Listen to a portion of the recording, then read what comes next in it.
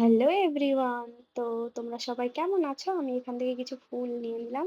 আর দেখো, সকালবেলা ঘুম থেকে উঠে স্নান করে হালকা পাতলা রেডি হয়ে নিচ্ছি। তো খুব শর্ট টাইমে আমি কি করে রেডি হই সেটাই আজকে তোমাদের সাথে একটু শেয়ার করব। তো আমি যেহেতু খুব একটা মেকআপ করি না, তো শর্ট টাইমে কিভাবে কাজ চালাই সেটাই আজকে তোমাদের একটু দেখালাম। এখন যেহেতু বাজছে সকাল 10টা, ইচ্ছে ছিল আরো সকালে পুজো দিতে যাওয়ার, বাট যাই হোক হয়ে উঠলো না। অ্যান্ড বেশি সকালে ভিড়টাও অনেক থাকে।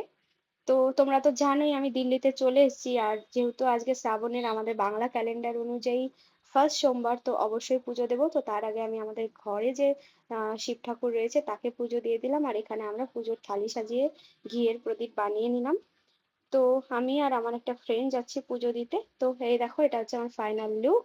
অ্যান্ড আমাদের সোসাইটির মন্দিরেই যাচ্ছি, সো মন্দিরও খুব একটা দূর না, কাছেই। তো চলে এলাম মন্দিরে পুজো দেওয়ার জন্য। তো চলো ভেতরটা দেখি কতটা ভিড়। তো গাইজ দেখো, এখন 11টা বাজে, তারপরেও অনেকটাই ভিড়। তো চলো সুন্দর করে আগে মহাদেবকে পুজো দিয়ে দিই। তো এখানে আমি ভালো করে মন শান্তি করে আগে পুজো দিলাম।